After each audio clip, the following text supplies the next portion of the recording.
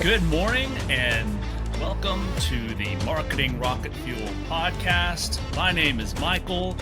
This is Drew, and we have a special guest this morning, Jennifer. Jennifer, say hello. Hello.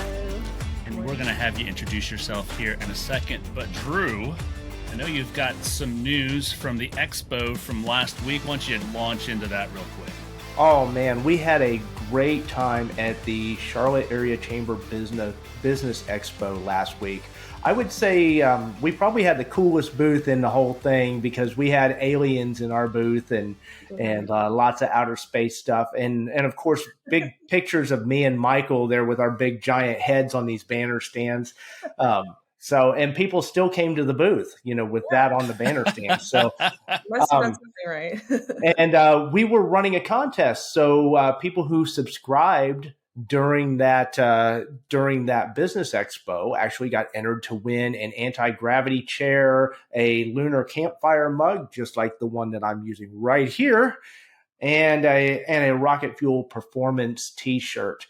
And so the winner of that, we are happy to announce, is Matt Swanson. Matt Swanson, you are the winner of the I call it the Visit Earth Vacation package. So Matt will be getting in touch with you and get that over to you. So congratulations, Matt. And it was great to meet you at the expo. I remember talking to him. He has a digital solutions company. So excellent. Well, congratulations, Matt. I regret that I didn't get to make it out there. Maybe next time. Maybe we'll do a live episode from the next conference. But that would be fun. So before we have Jennifer introduce herself, other than giving away this awesome package to Matt, what were your impressions of the conference or expo? What sort of questions did you guys get there? And what was sort of the mood? It's sort of, there's some turmoil in the world, some uncertainty in the world. What was the overall vibe you got from folks that visited you guys at the booths? Well, it was really cool because people are wanting to be out again. We're seeing a lot of people who just want to be out. They want to make connections with people. They want to get out.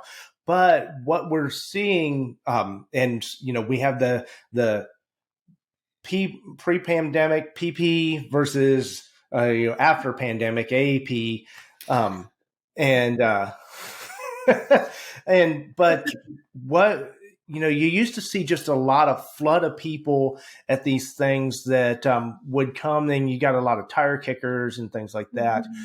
What we found is that the people who were at the expo were a lot more intentional about what they were wanting to find out. Mm-hmm. They were trying to really, I guess they were intent on doing some business. And so I thought that was a really cool thing because we got to have some deeper conversations with people. It was steady all day long. Awesome. We didn't go like 3 minutes without somebody coming to our booth, but it wasn't 20 people at the booth all day long. And so it was an interesting, and this was our first trade show since the pandemic. And actually it was the Charlotte Chamber's first trade show since the pandemic as well. And so it was kind of an experiment for all of us, but we had a fantastic time, connected with a lot of the other vendors there, and that was awesome. Mm-hmm. And so yeah, I would definitely do it again, and we will be at other trade shows, hopefully later this year. So you can kind of watch Rocket Fuel to see when we're going to be, where we're going to be when. And awesome. I'm looking forward to doing some more. Well, today's episode, we are talking about graphic designers. And so instead of talking about them behind their back, we decided to bring a graphic designer to the conversation. My big joke, and I told Jennifer this last week, is that everybody and their uncle, I don't know where that phrase comes from, but everybody and their uncle thinks they're a graphic designer until they run headlong into a graphic designer. And then it's like, oh, I don't know what I'm doing. So Jennifer, welcome to the podcast. Give us a quick intro. Tell us a little bit about yourself and then I want your take on the expo after that. All right. Well, thank you so much for having me on the show. My name is Jennifer Hart, and I have been graphic designing professionally or as a career for about 7 years. My background is actually in studio art. So I majored in visual art in college, and that has always been my passion. But shortly after that, I began to work in the printing industry, like while I was working on my thesis, actually. And studied under their senior graphic designer. And I just found that that was a really practical way to bring my passion for visual art and design into a realm where I could actually help other people, if that makes any sense. I mean, art Absolutely. plays so many important roles in society, but me personally, I was looking for an avenue um, where it wouldn't just be about self-expression, it would be about making practical use of it and turning other people's vision into something tangible that they could be proud of and excited about, kind of validating their goals also. And so that was where I got started. And so I started out in Hey, the Jennifer, where do you work now? I work at Escape Plan Marketing, and, marketing agency. Yeah, and what's your role here at Escape Plan? you may have heard of it. So I am actually the creative director here at Escape Plan Marketing. So not only the graphic designer, but I do oversee basically the visual production of content for all of our clients. So Fantastic. a lot Now, of fun. what was your take? Drew is sort of the front man for the company. And so Yeah. his role or his perspective may have been a little different than yours from the conference, but what was your take of the conference? What was that experience like for you? So I'm usually behind the scenes a little bit. I do enjoy creating those connections with clients also. We were talking about this earlier. I'm sort of a half introvert, half extrovert. So it was intimidating, absolutely. But I did find what Drew said to be true, that it may not have been like the sheer mass of numbers that you might expect in Charlotte at a business expo, although I thought it was very steady and really well attended. But I did feel that the people there were genuinely there to make a connection. They Mm, were excited and earnest about it, because you get a lot of business networking events and especially business expos. There's a lot of people that are there, and you can sense that they're there because they have to be or because they feel like their business needs it. But they're like, I wish I didn't have to do this, but right. this is supposed to be important. Or their boss is making them be there, that sort of thing. But I really didn't sense that from anyone. I felt like there was a sense of excitement. And it Awesome. may have been, like Drew said, that post pandemic, yeah, we're finally getting back out and connecting with people again. And so shortly after I started connecting with everyone, I found it not to be so intimidating as a warm opportunity to kind of talk to people in a lot of different industries and just learn more about what they do, and consequently tell them about the things we're passionate about, because that's really what it is. We're passionate about what we do, and we want to offer real solutions to people. And um, and I sensed that in the other people there too. So it was fun. Fantastic. I enjoyed it. Well, we don't want to go for hours and hours, although I would love to spend hours and hours talking about marketing and expos and Good. all that stuff. But today we're Yes. going to drill down and talk about graphic designers. Now, Drew, in the pregame, you had mentioned that you had brought something up that you wanted to read as like a description of what a graphic Yeah. designer is. Yeah. So, you mentioned everybody kind of thinks they're a graphic designer. If you had Microsoft Publisher back in the day, you thought you were a Oh, graphic ugh. I designer. was I, I I, was I a see you I was cringing over a there. clip art ninja. Clip Oh art my ninja. The most gosh. thing when I worked in the printing industry as the designer was, I have a publisher file. Yes, publisher And file. it's, oh no. Okay. Exactly. Oh Exactly. my gosh. So Drew, what do you got to So share with us here? I went over to workable.com, and I'll post a link to this in the description here, just to find, okay, what's your standard definition of what is a graphic designer and what does a graphic designer do? And so here's what they had to say. They said, graphic designers produce visual concepts to communicate ideas that inspire, inform, and captivate consumers. Okay. So they are responsible for developing various types of creative content for advertisements, brochures, or magazines. And they do this with multiple tools depending on the medium and the goals of the final project. Okay. So good graphic designer is going to be somebody that's got a natural eye for design and color. They can design imaginative content.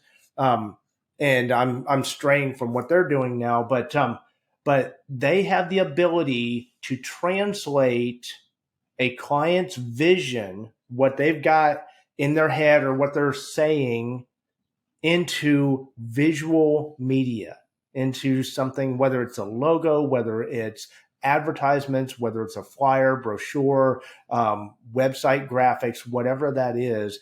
They have the ability to get into the client's head, understand what they're saying, and translate that to the page in a way that communicates with the people the client's trying to reach. So Jennifer, being a real life graphic designer, what's your take on that description? Does it sort of, you feel like you're in this little box and you're like, no, that's not what we do, or that's exactly what we do, or we do more than that? Give us your take on what Drew just shared with us. No, I think that's a really good, succinct overall picture. I think Drew touched on the fact that your technical skills are a part of the whole. And I feel like that a lot of people focus really heavily on technical skills, but it has so much more to do with how you translate someone's vision, how you understand sort of their verbal and nonverbal cues, because you're working with someone who can't do it themselves, who doesn't know how to express Great point.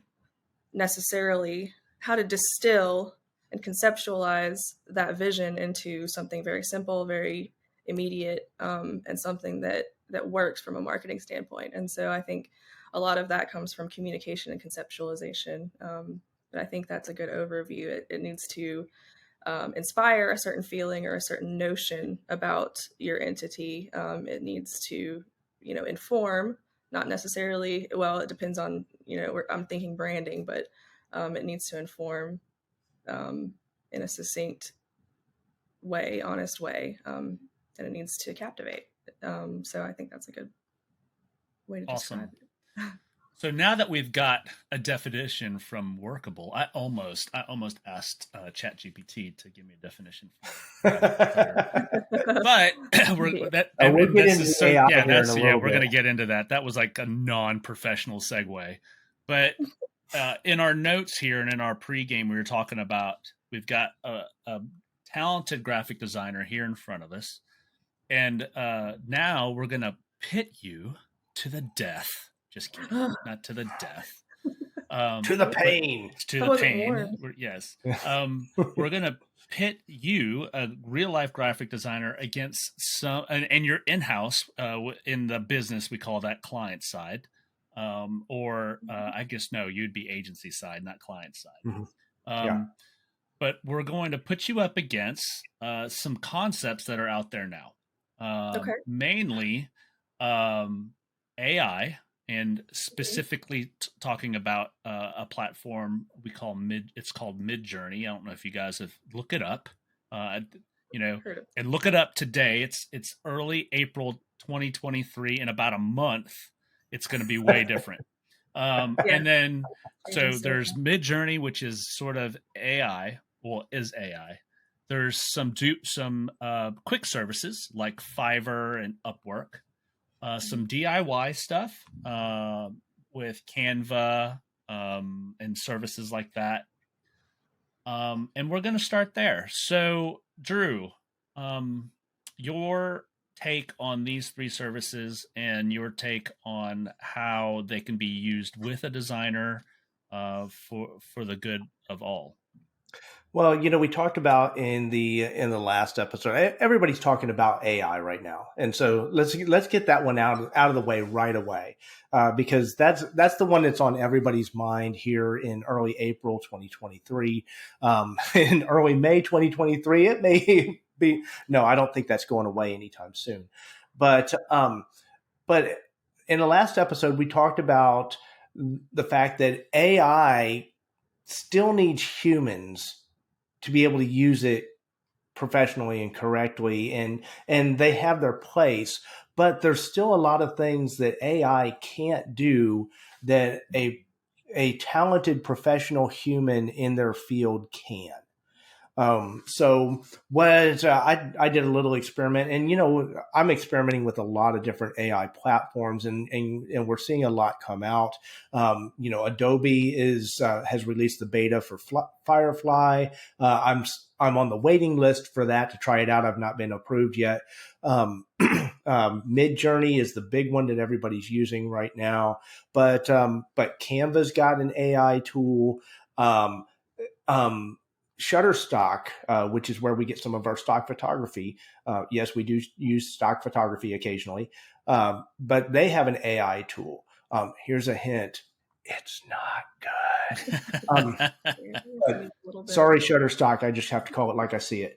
Well, there goes that sponsorship. Thanks, there goes that sponsorship. Man, all of the money that we're paying Shutterstock. I mean, we're not getting any money from that. Our only sponsor is Escape Plan Marketing. We're pretty transparent about that. So there are things that you can do with AI text to image generation. And it's really good if you need something non-specific, or if you're trying to create something that's a little bit unique or something, but it's not something that you need lots of variations on that all match. Right. And there are some things you can get them fairly close in matching if you're really good with AI prompts. I mean, there's some things that you can do. You can create some pretty incredible stuff.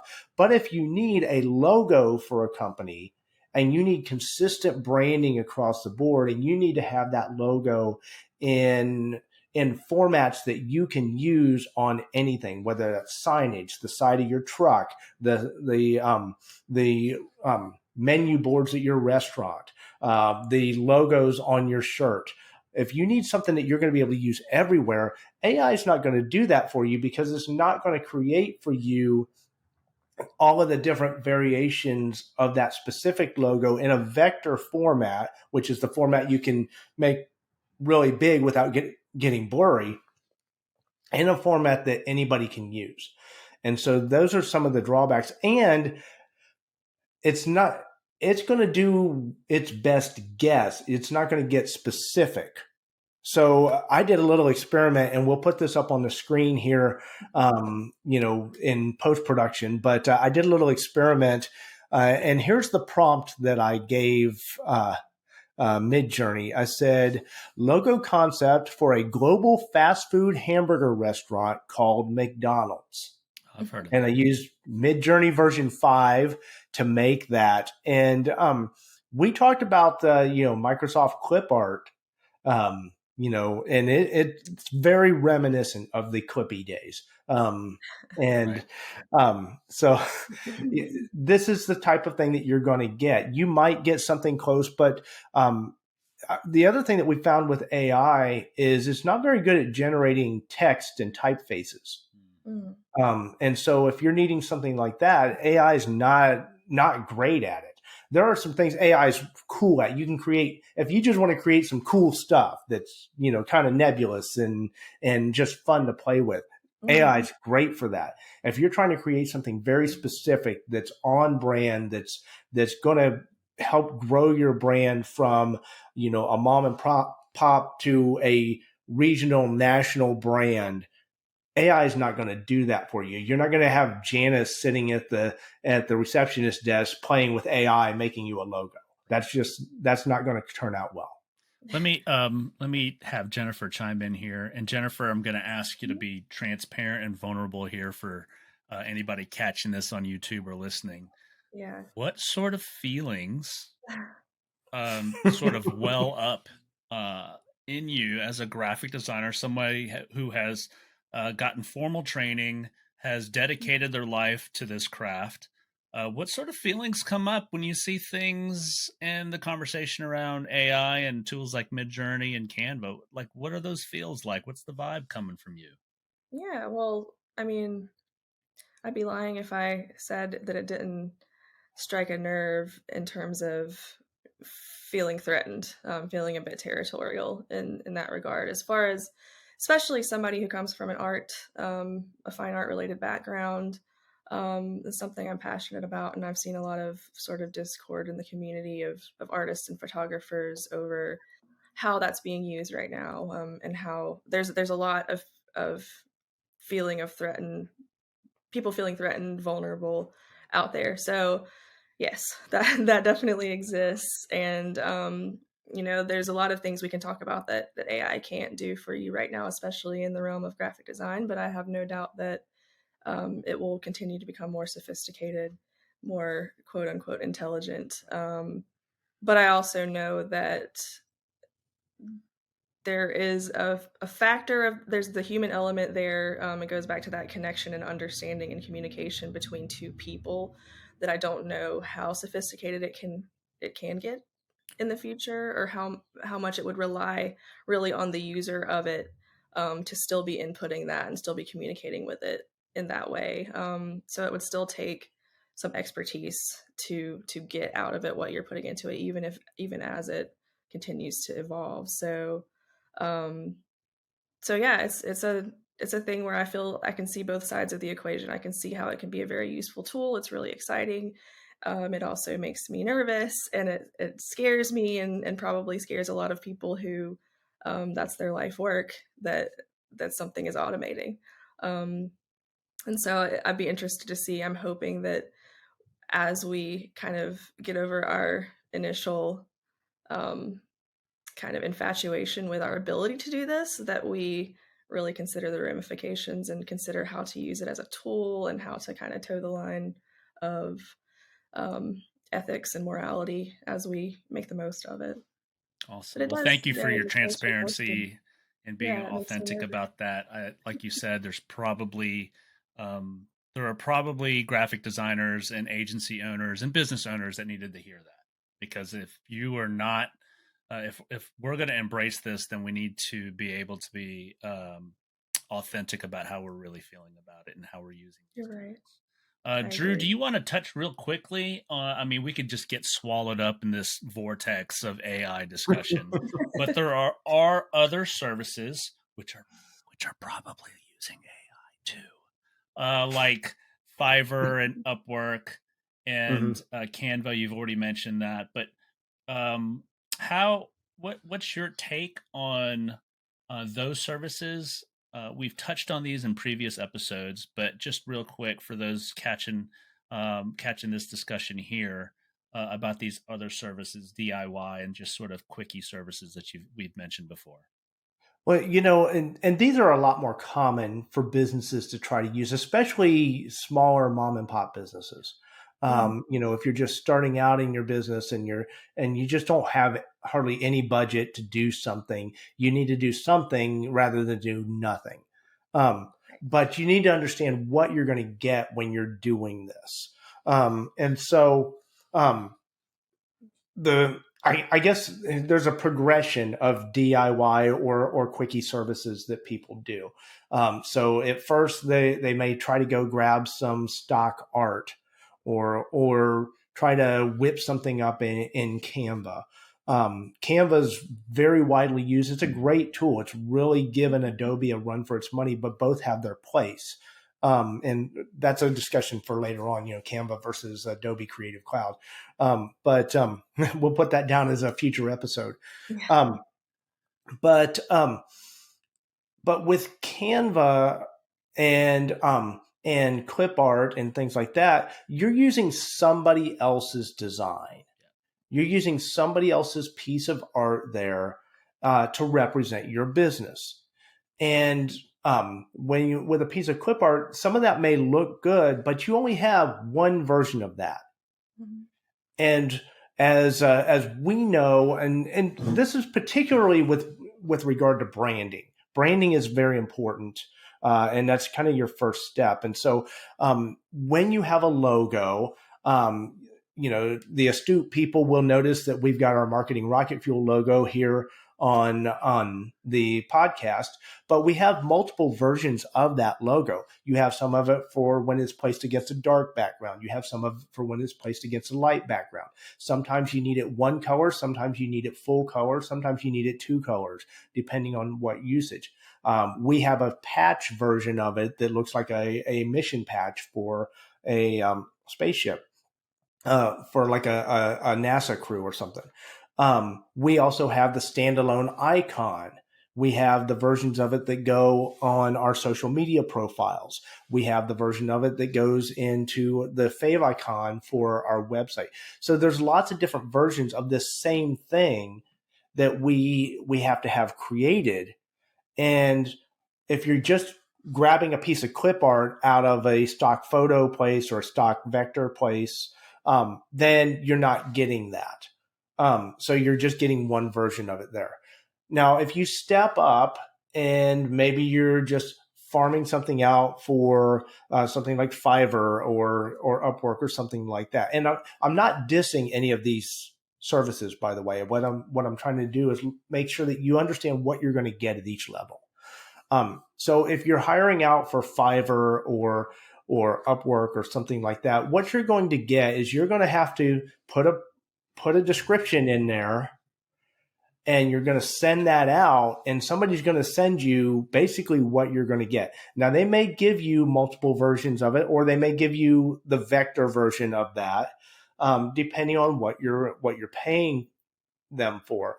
But what you're not getting is somebody who is working with your business to understand what your vision for your business is, who your clients really are, who your customers really are, and creating something that's going to resonate with those customers. And so you're getting a logo, and it may represent you okay, maybe a good start. It may make a good like vinyl banner on the front of the storefront, or even on glass on the door. It may work for that, but you're getting limited uses out of that. And what usually happens when a business does something like this, they get a PNG file, which is, a graphic file, but it can't be stretched or anything like that. And I can't tell you how many times we've had to put something on a t-shirt or have to put something on a signage, and they'll send us this little file that's this big. And most of your business owners don't realize that you can't stretch that to this big because they it's going to try. pixelate. They try. And so you're going to have to pay somebody to recreate that as a vector graphic. And then you've got tools like Canva. Canva is a great design tool, but a tool's only as good as the craftsman who's using it. Mm-hmm. And so if you don't have those things like the eye for color, you don't have an understanding of, why you don't use Papyrus font or Comic Sans font. If you don't have an understanding of why those things are bad and not effective in your marketing, then you're not going to create good designs in Canva, no matter what the tool is. If I have a CNC router, I am still not going to create good woodworking creations because I know nothing about woodworking. And so that's kind of the danger with that. You can use some of their pre-made designs, but then again, you're using pre-made designs that aren't your specific brand. And so it's how much do you want how much do you want this to be yours? You're not going to see McDonald's using a specific like a piece of clip art. They're just not going to do that because it's off brand. And so as your company, if you're wanting to scale your company up, if you're wanting your company to grow, you're going to need your own defined brand standards. And that's what a graphic designer, especially and an agency as a whole, is going to do for you. Fantastic. So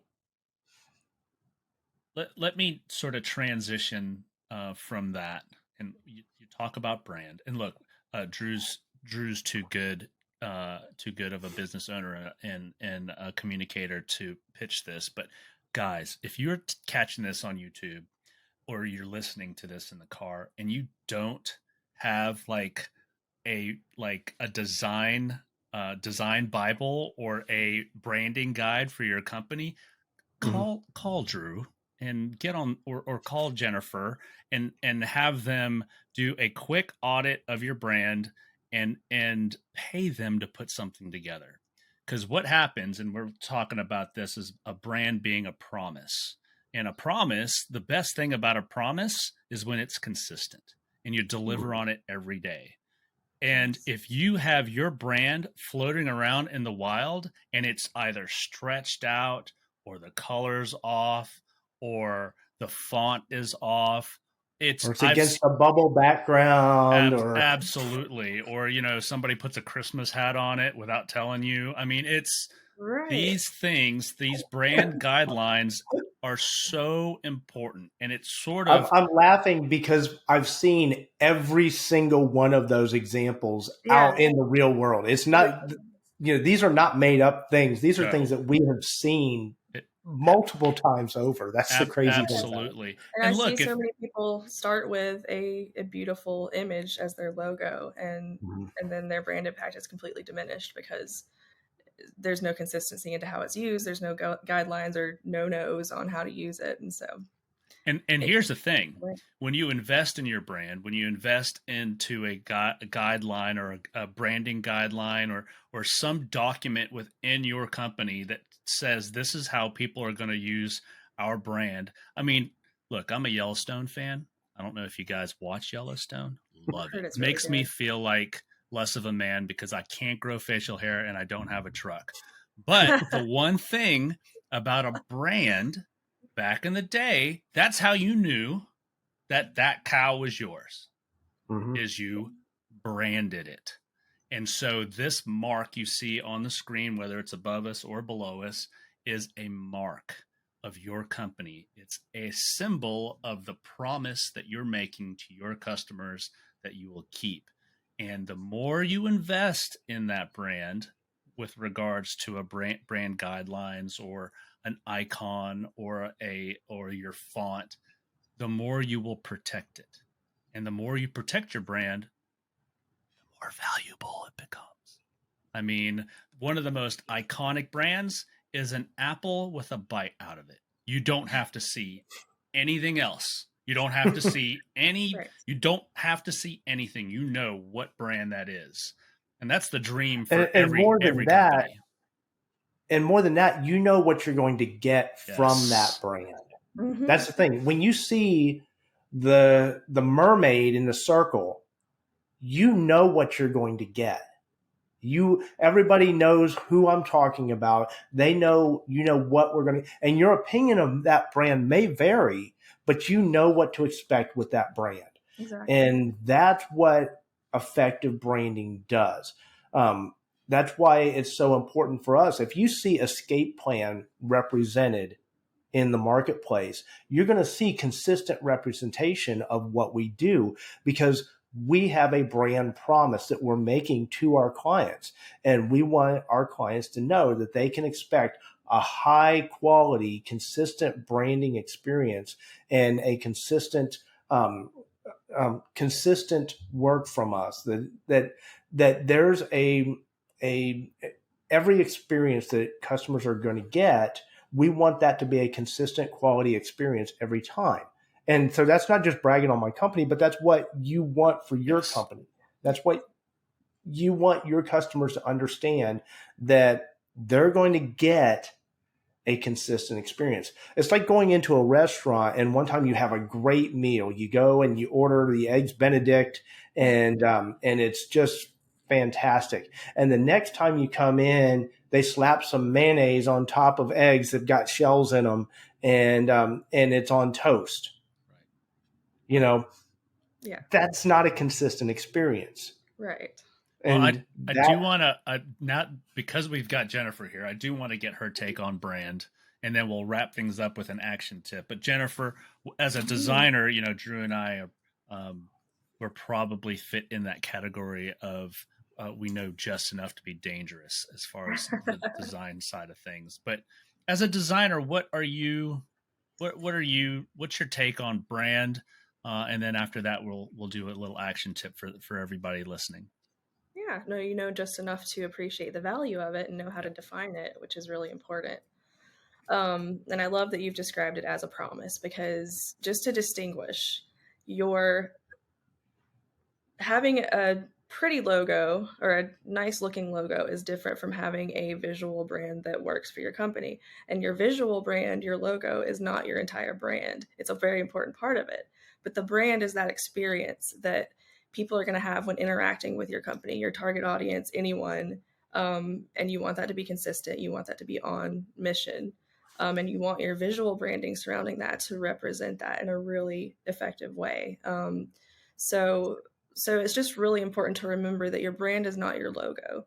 Your logo is that first impression that once the public continues to interact with your business, they associate that visual with that promise being delivered. So it's a very important icebreaker, first impression aspect of your brand.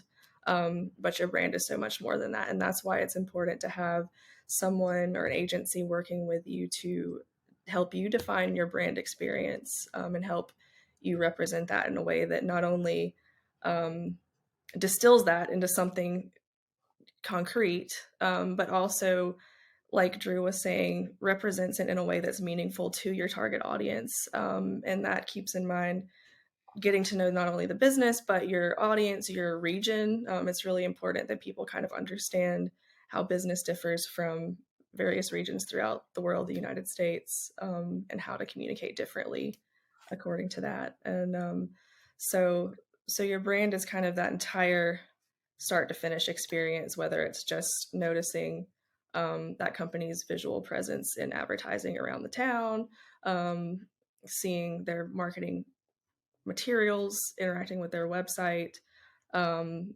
and then all the way through to interacting with a representative, doing something with them, using their service or their product. And all of your brand flows through all of that. And so it's really important to keep that in mind. I'm a visual designer, so I focus on that side of it. Um, and it's also, like Drew was saying, it's important to realize why it matters to have a logo that is flexible, that has all of the different file types you need, has different use case scenarios. Um, because if you start out with something and then if you start out with one type of one image, you're going to realize that it doesn't work in every scenario. So then you're going to start expanding upon it without any parameters in place, and it's going to get confusing. That experience is going to be confusing for other people looking at it. It's going to look unintentional. Um, and so it's important to have all of those use cases kind of already anticipated with a suite of formats for your logo, to have all the different file types. And then, like you were saying, to have a brand Bible or a guideline document on how printers and other professional designers should use your logo, how they should not use your logo to diminish the brand impact, how people within your company should use it when designing smaller in-house publications. Well, And and so, Jen, we've talked a lot about logos. I think because that's the first thing that people think of when they think right, of a graphic designer. But this goes way beyond your logo. it does. Our brand guidelines specify the types of imagery that are used, how people are represented on our website, Mm-hmm. how objects are represented on our website, what the icons that go along with our brand are. Because, Yeah. you know, our brand has more than just the main logo as its icon or the rocket ship as its icon. Mm-hmm. Each one of our service types has its own icon. Um, all of our imagery is consistent. If you look on our website, you'll notice that the people are all wearing our brand colors in our photography. Mm-hmm. Um, you will notice that we represent people across a variety of ethnic and socioeconomic groups, because we want to make sure that our representation on our website looks like the public. We Yeah. want to make sure that we even have aliens from outer space represented on our website, and that's part of our branding. Right. The spaceship on our website, like the images of the spaceship, the video of the spaceship, that's all a part of our branding. But that's Mhm. all also something that graphic design is a part of that. It's creating that visual aesthetic of the entire brand and making sure that everything goes together. And that's, what Jen does as the creative director. She makes sure that everything in our brand is consistent across the board. When we had those banner stands at the trade show, when we had the signage at the trade show, our signups for our newsletter at the trade show, all of that stuff has a consistent look and feel to it. Right. And that's what a graphic designer is going to do for you. And not to mention all of that stuff, the branding, everything that we have can be trademarked. Mm-hmm. They can be copyrighted and protected. When you create something with an AI, you can't trademark it because technically, according to the U.S. Law, U.S. Patent and Trademark Office, you didn't create it. The robot created it. So you can't actually copyright and trademark that. If you create a logo using AI, anybody can take that logo and use it for whatever they want because it's automatically in the public domain. Mm-hmm. That's true. So just hashtag not legal advice, but that's really a good thing to know. And I think a lot of people aren't aware of how. Yeah, you can't trademark stuff. Like if I have AI write me a story, I can't trademark it. I can sell it, but anybody else can take it and sell it too. Right.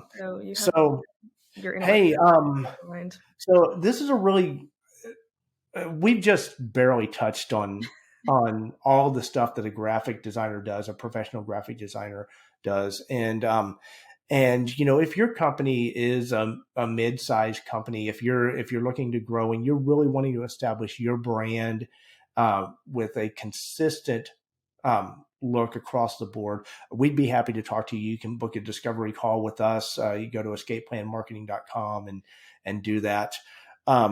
But I do have an action tip for you. Even if you're just a solopreneur and you're just doing something, here's what I want you to do, because we kind of have a mission as kind of a side mission here, to kind of eliminate bad design in local community businesses.